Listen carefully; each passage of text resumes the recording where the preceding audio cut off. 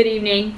I would like to call this Bryan City School Board of Education meeting to order. We will start with a pledge, please. I pledge allegiance to the flag of the United States of America and to the republic for which it stands, one nation, under God, indivisible, with liberty and justice for all. Mr. Rossworm, if we could start with roll call, please. Scott Benedict here. Cindra Keeler. Here. Tom Lingby. Here. Deb Updike. Here. Mike Stockman. Here. Thank you. First, I would like to start with the approval of the February regular meeting minutes as well as the special board meeting minutes. If there's any questions, changes, corrections noted? If not, I'll take a motion to approve. So moved. Thank you. Second. Thank you, Tom. Thank you, Mike. Cindra. Yes. Tom. Yes. Deb. Yes. Mike. Yes. Scott. Yes. I'm not aware of any public participation. So we'll move on to communication, and I'll start with the Four County report. Tomorrow night is dinner with a teacher night, so that's exciting for our students that are headed out to Four County to meet. This should include students that have received verification that they will be in the 19-20 school year as well. Four County students are off for spring break next week, so they're not off this week, so we wish them a lot of good time at school this week. Let's say head off to spring break next week. Orientation night will be coming May 6th through the 8th with more details to come. And I also want to mention that there have been many Career Tech Lab videos produced.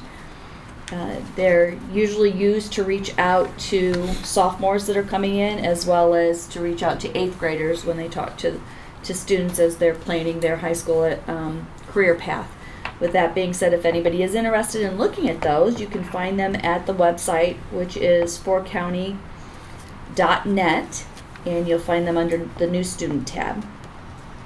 And March brings on a lot of field trips for our students. So a lot of the different career tech classes have been going on field trips, and I hear from last report that they've been going over very well. That's my Four County report. Our next communication report. Tonight we have Mr. Mitchell Owens that's here to talk with us about the Bryan tennis program. Actually, I'll pass these out if you don't mind. Can I approach the bench? Please do. Yes. So you can look at this while you're listening to me. You're welcome. Thank you. Is this the appropriate spot? Yep, that would be great. So let me start by thanking the members of the Board of Education for allowing me to speak to you tonight, and Mrs. Savage and Mr. Rossberg as well.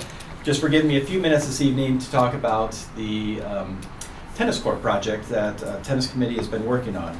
And so as you're aware, the Bryan Tennis Committee is under the umbrella of the Bryan Athletic Boosters. They are acting as our nonprofit, our 501c3. And we've been working on this project since about September.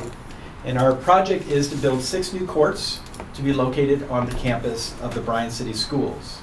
Now these courts will serve over 1,200 students in addition to both the boys and girls varsity tennis teams, as well as the community at large. To date, we have raised over $400,000 from our community, which equates to 75% of our $550,000 goal. And so tonight I'm here to ask for your support as we near the finish line. However, before I get to that request, there are 3 things that I really want you all to know about this project. Number 1, the success of this project will allow the inclusion of more students to participate in a varsity sport. Every other high school team we play has 6 or more courts, and Bryan used to have 6 courts out at the park, for those of you who may remember, but 2 courts were removed, and we now play on only 4 courts. As you may be aware, or may not, most people are not, it takes 5 courts to field an entire varsity squad for a match.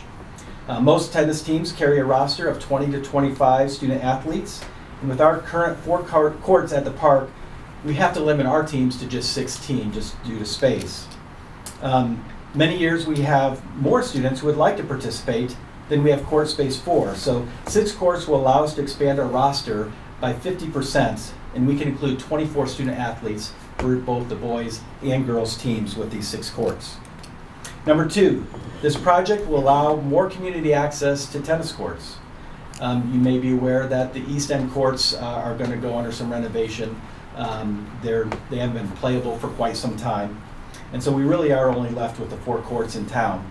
And the number one complaint the parks receive about the current courts is that the high school is using them during prime playing hours, late afternoon and early evening. And we use them about 4 of the 6 playing months that we have in Northwest Ohio. So building 6 new courts will open up the courts at the park to the numerous tennis players in the community who either wait well into the evening or they choose to go somewhere else to play tennis.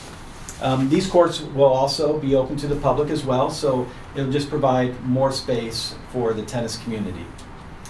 3, and lastly, as you may be aware, the Ohio Department of Education requires schools to align their PE standards to the NASPE, which is the National Association for Sports and Physical Education.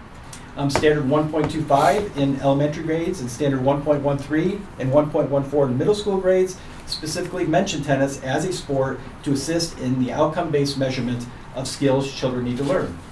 In addition, multiple standards in the high school curriculum mention the need for students to learn lifetime sports and activities, which tennis is a lifetime activity and sport. You may or may not be aware that the United States Tennis Association has given the school the equipment it needs to implement a 2-week unit on tennis. But with no access to courts, the unit is limited to just a few days inside the gym. So these courts would allow that full 2 weeks to be implemented in our PE classes. So my point is, the request I make here today is not just for a narrow few.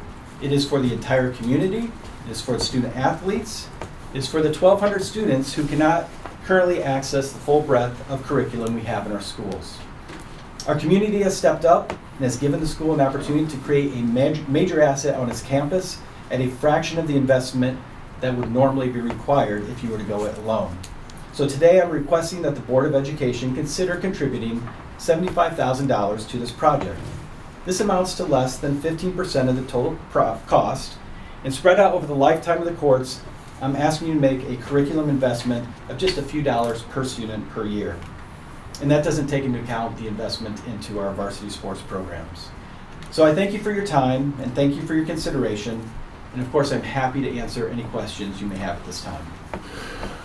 What is the playing surface going to be on these? It will be a hard court playing surface. We are looking at 2 types of playing surfaces. One, Van Wert High School we've contacted 3 different contractors that specifically do tennis courts and gotten their input and feedback. We've also been working with the United States Tennis Association. They developed this site plan, and in working with them, they have also, when we go through their process and they look at the contractor's plans as well and approve them, then they give us a $25,000 grant as well. So it would be a hard court playing surface. That encompasses a lot of different material, from asphalt to post-tension concrete, and we're looking at the cost for all of those at this moment. So it is not, I mean, because seems like I recall seeing some tennis courts that would have a surface similar to what we have on the track.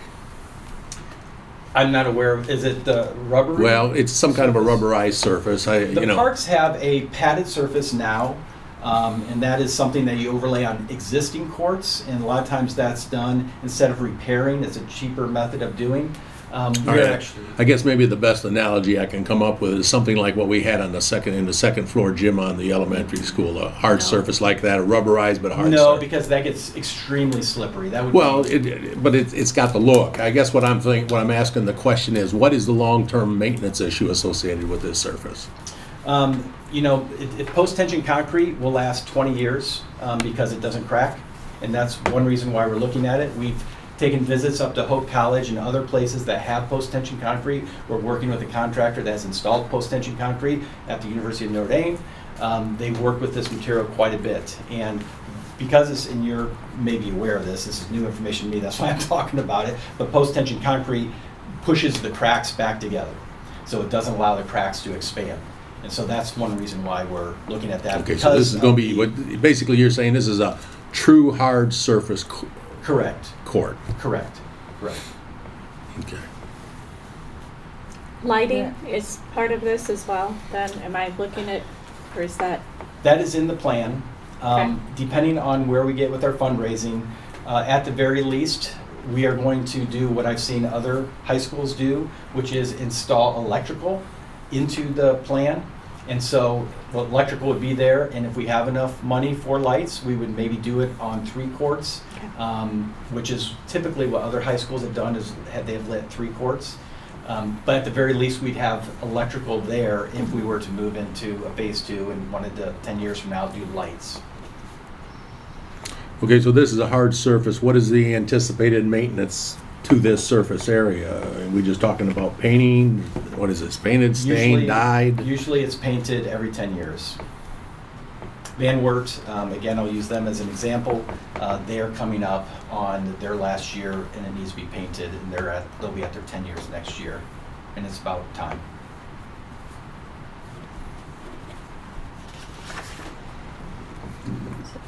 Any other questions for Mr. Allen? Very good information. Thank you for We your time and appreciate- consideration. We appreciate your time to come and inform us, and at this point, we will have a discussion Yeah, where. of course. Right. Yep. And if there are any other questions, during your discussion or, in the midst of this process, feel free. I mean, Mrs. Savage can get that question to me and we'd be happy to answer whatever. Won't questions hesitate you to have. reach out. Okay, all right. Thank you very Yeah, much. thank you. Thanks, Mitchell. Thank you so much. Appreciate it. Have a good evening. Okay. All right, we will move on at this point to the treasurer's report. Okay, thank you. We'll first look at our cash reconciliation report for the month ended February 28th. At Farmers and Merchants Bank, our balance was $1,821,091. Total outstanding checks and adjustments, $70,300. Investments at Star Ohio, $915,976. At UBS Financial, $4,284,670. At State Bank, $6,310,691, and at Star Ohio Plus, $2,443,686. Petty cash and change funds totaled $7,400. Total fund balances, $15,713,214. Of those fund balances, the general fund balance was $12,669,959. Bond retirement fund, $550,336, and permanent improvement fund, $1,327,686.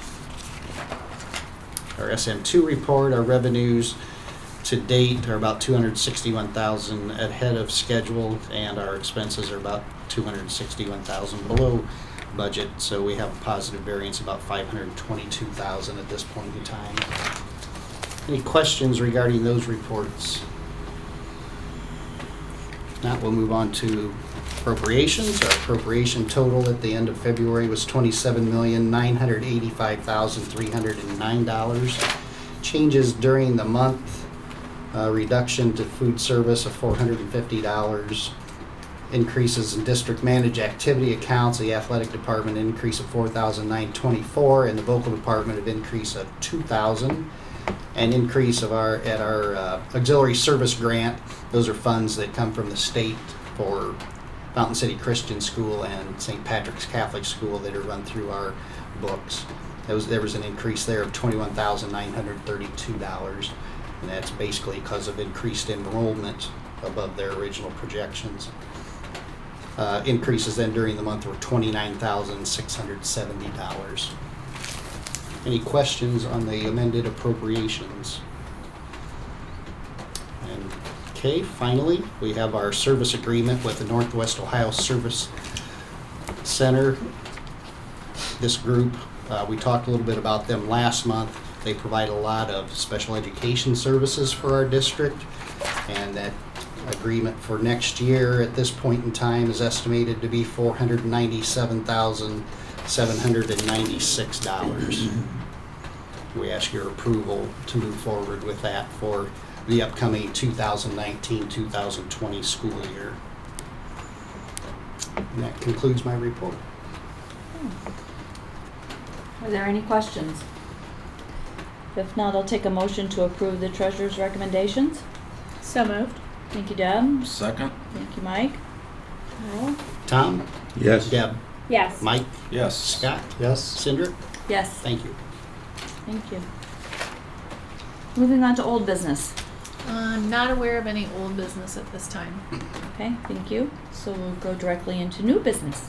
Okay, under administrative recommendations, first off, a separate motion to admit to a resolution to administer the third grade reading test in paper format for the 2019-2020 school year. So a couple of things about this. It's specifically only for third grade. And specifically, the board has to pass this resolution to allow us to use paper. Mr. Bassett, who is unavailable this evening, he did meet with the third grade administration and teachers, and the data has shown that students who test in paper format do much better at this level than students who test on the computer screen. So we would like to utilize that format for the 1920 school year, and in order to do that, we have to have board approval. Do they have a choice? Did the student, I mean, if the student wanted to take it on the computer? No, this will have every It's student. one or the other. It's one or the other, correct. Any other questions? Now I'll take a motion to approve the resolution for the third grade reading test in paper format. So moved. Second? Thank you. Thank you, Tom. Thank you, Mike. Roll. Deb? Yes. Mike? Yes. Scott? Yes. Cindra? Yes. Tom? Yes. Thank you. Next, we would like to approve Seth Peaster, who has met all of the graduation requirements required by both Bryan City Schools and the state of Ohio. So Seth will be graduating, and we wish him the best and congratulate him on his achievement. Student commendations for 6 to 12. 4 County Career Center Student of the Month, Kyle Schaefer and Alex Rink. So we're glad to see them recognized. We also have many students who in our music department received 1 and 2 ratings at the adjudicated solo and ensemble event, which I think it's for the 3rd year in a row was hosted at our school. And it's an amazing event. If you ever have an opportunity, and having the new school, which again is, we've been in it a few years, but we still call it the new school, but having the new school building to facilitate this type of event, which draws students in from the 4 county area. So it's really nice to show off our facilities. Also, our High School Student Action Awards of the month, our 4 County Career Center, also Alexis Morris in Health Careers. And because Mr. Roofer is not able to be here tonight, we want to congratulate our girls bowling team on their state runner-up title. It was a very close match in the end. Our girls swim team, who set some new records, both boys and girls. And congratulations to Kennedy Lamberson for scoring her 1,000th point in basketball. And recently, this will probably be on next month as well, but was honored at All Ohio as honorable mention. And congratulations to Dylan McCandless, who advanced to the district wrestling meet and finished 6th, which is an amazing achievement for him as well. So congratulations to our winner athletes, our state recognized athletes, and our solo and ensemble students. And then finally at our elementary, our PBIS award went to Mrs. Schrader's classroom, and our gold slip winners in PE for February, Mason Berger, Tatum Queen, and Cameron Mills. And those are our accommodations for this month. Nice full list. That's my class, Mrs. Schrader. I will take a motion to accept those accommodations from the superintendent. So moved. Thank you, Deb. Second? Thank you, Mike. Roll. Mike?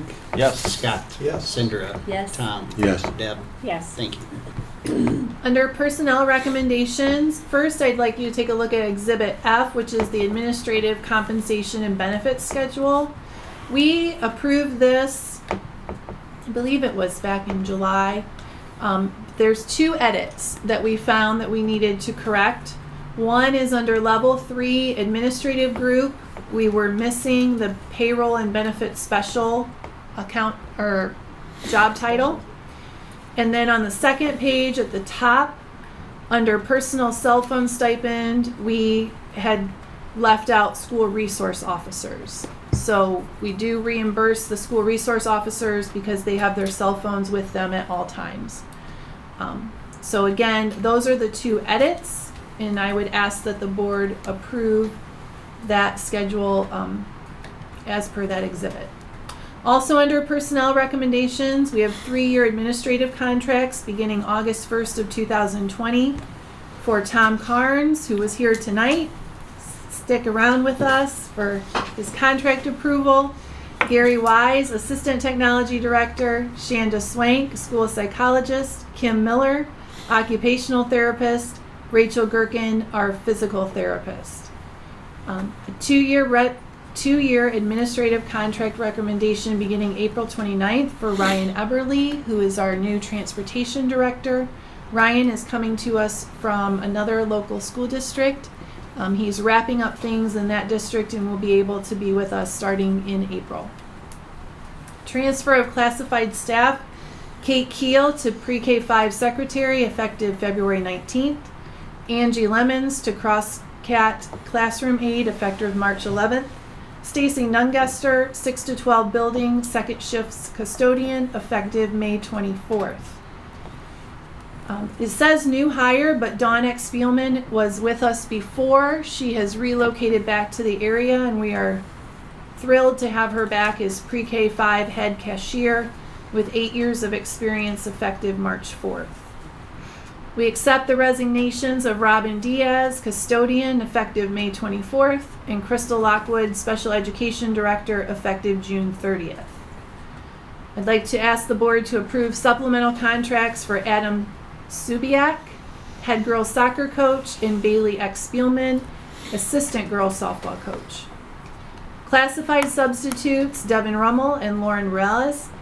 And then as an annual action, we non-renew our winter supplemental contracts for those coaches that are outside of the school system. Again, this is not a reflection of their performance. We appreciate all of the time and energy they put into our programs, but this is an annual action. So questions on any of those personnel recommendations? If not, I will take a motion to accept the personnel recommendations. So moved. Thank you. Second? Thank you.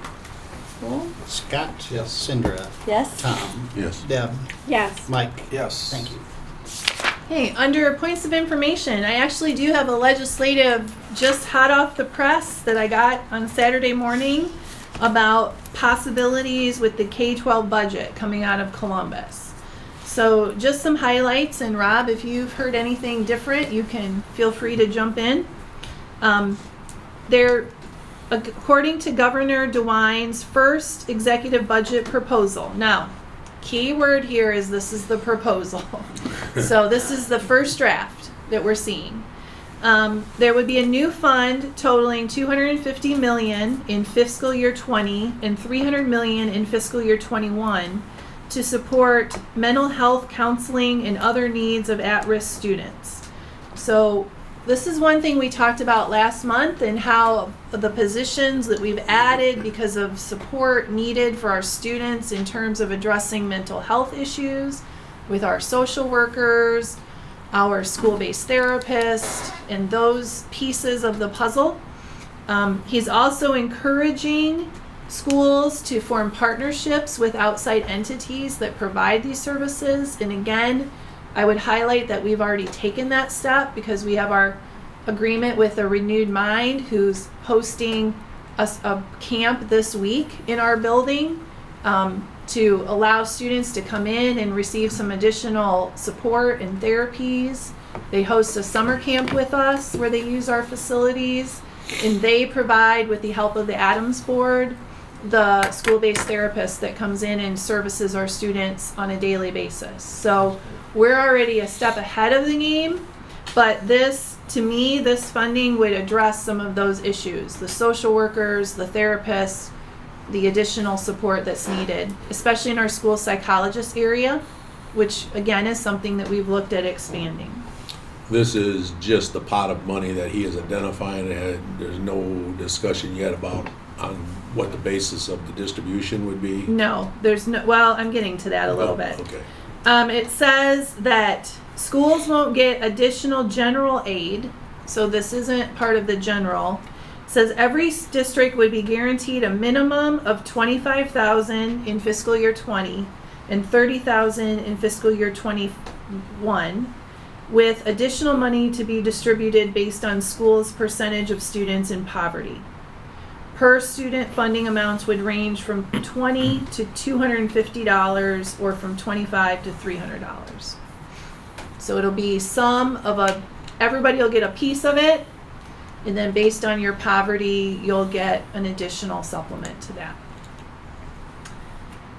The budget would direct an additional $60 million in federal funding to nutrition programs such as school lunch and breakfast, which we're going to talk about a little bit later in our discussion items. The executive proposal includes general revenue fund spending of approximately $8.4 billion, representing a 3.9% increase from fiscal year 19 and a 0.1% increase in fiscal year 21. And then the budget proposes $20 million to support drug abuse prevention curriculum. And the budget aims to promote early literacy by creating a Books from Birth Foundation, which would provide every Ohio child with one book per month through age 5. So those are just some highlights. First news that I've heard. Rob, I don't know if you've heard. That's the first news I've heard as well. Okay. Read that this morning from our daily publication we received from Columbus, so that is the first news we've heard. So at this point, this is just a general outline of what he's proposing. This There's is just the governor's proposal. no action on anything, and we haven't heard anything relative to what the legislature has in mind No, Correct. no, and how they will divvy it up. no. So just a sneak peek. Well, at least they're thinking about something in a positive direction. Yeah, at least we're hearing some good news out of the governor's office. So that is a step in the right direction, in my opinion.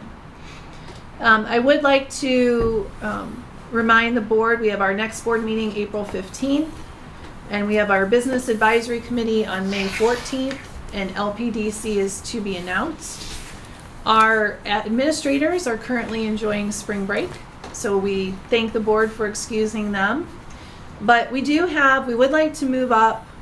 We want to just have a general discussion with the board, actually about two topics. One, about lunch prices in our school food program, and then second, about preschool tuition. So Yep. Rob's going to start us off on lunch prices. Lunch prices.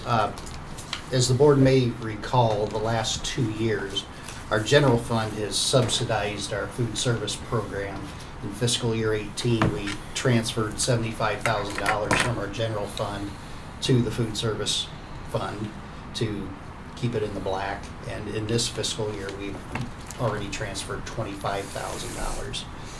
As we look at our budget for fiscal year 2020, we're looking at red numbers again. So Mr. Bassett and I have been reviewing some of our costs and labor, and just to give you a little history, the last time breakfast prices were increased was back in 2013-14 school year, and the last time the lunch prices were increased was the 17-18 school year, when we increased those lunch prices by 15 cents. So currently we stand at $1.50 for breakfast, $2.60 for a lunch at the elementary, $2.85 for a lunch at the 6 to 12 building, and our adults pay $3.35 for lunch. So we're going to look at this throughout the next 30 days and provide you with some more information at next month's meeting as to our recommendation where we feel lunch prices should be for the upcoming school year, so that we can keep the fund in the black. Currently, those prices that Mr. Rossworm shared put us about in the middle. Mr. Bassett has done a collection of school survey in the area, in the 4-county area, and beyond. And we are kind of in the middle. So raising our prices would not put us, again, depending on what the recommendation is, we're not looking to be at the top, but we're looking at least to try to recover some of the losses that we're seeing.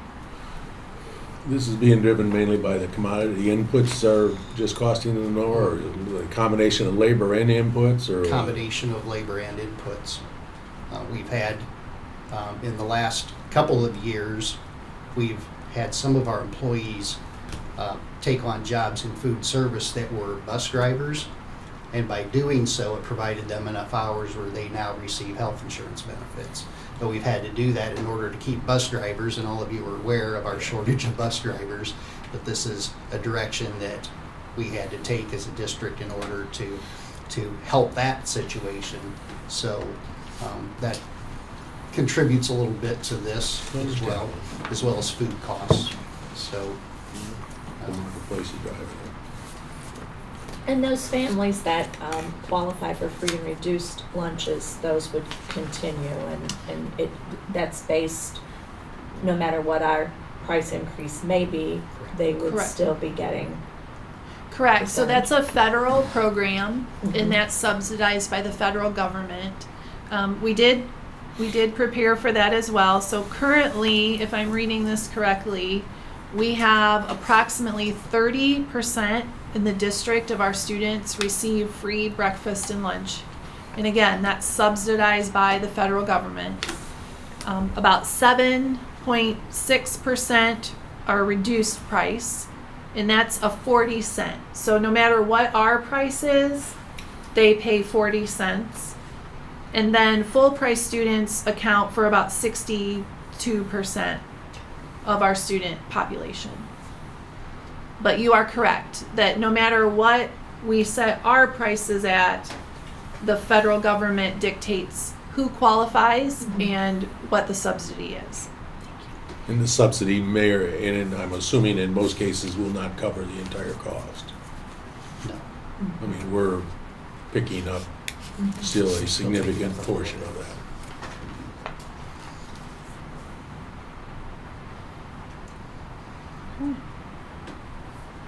Any other questions about lunch pricing? No? Okay.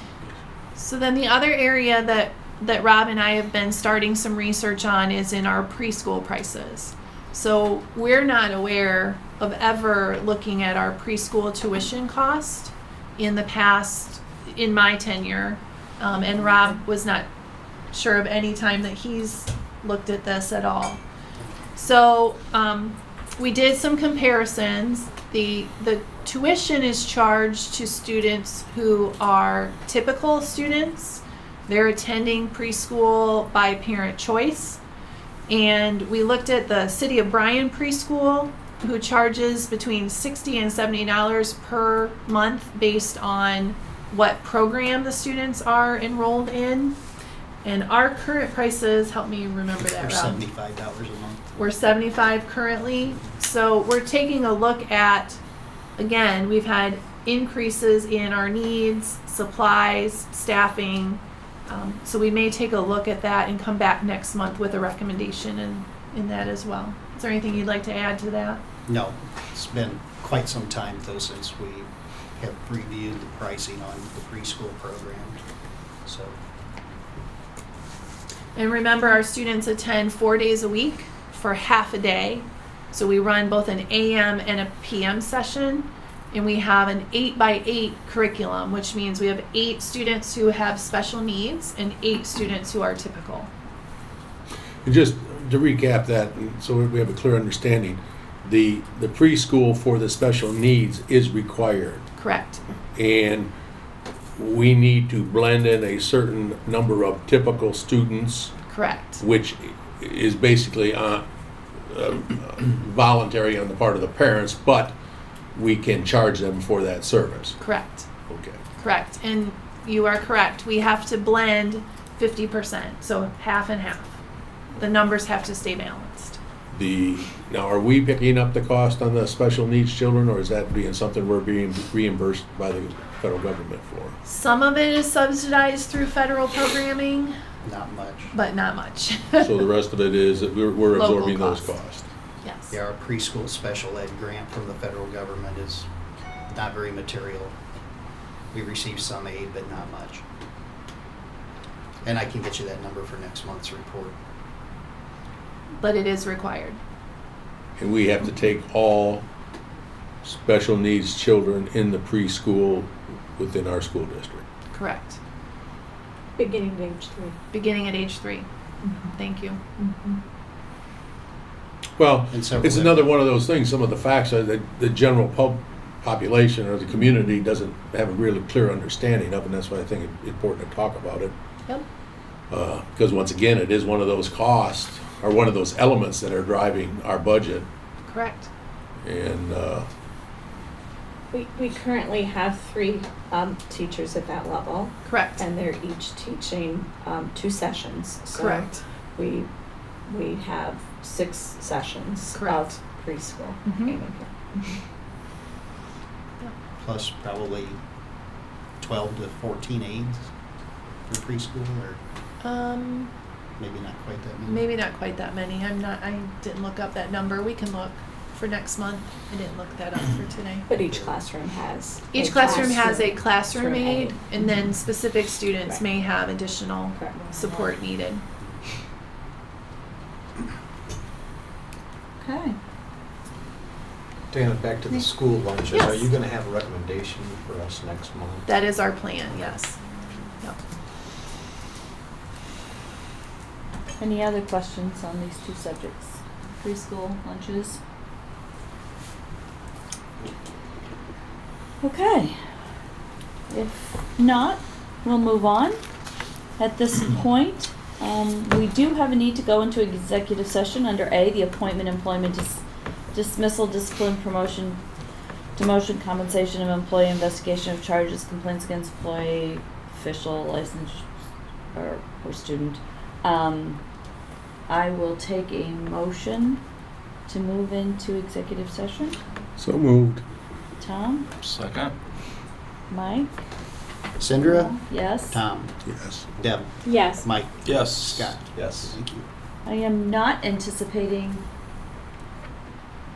no, my list, I am not anticipating any actions that will be taken. I do appreciate those who watched us tonight on VMU. Thank you.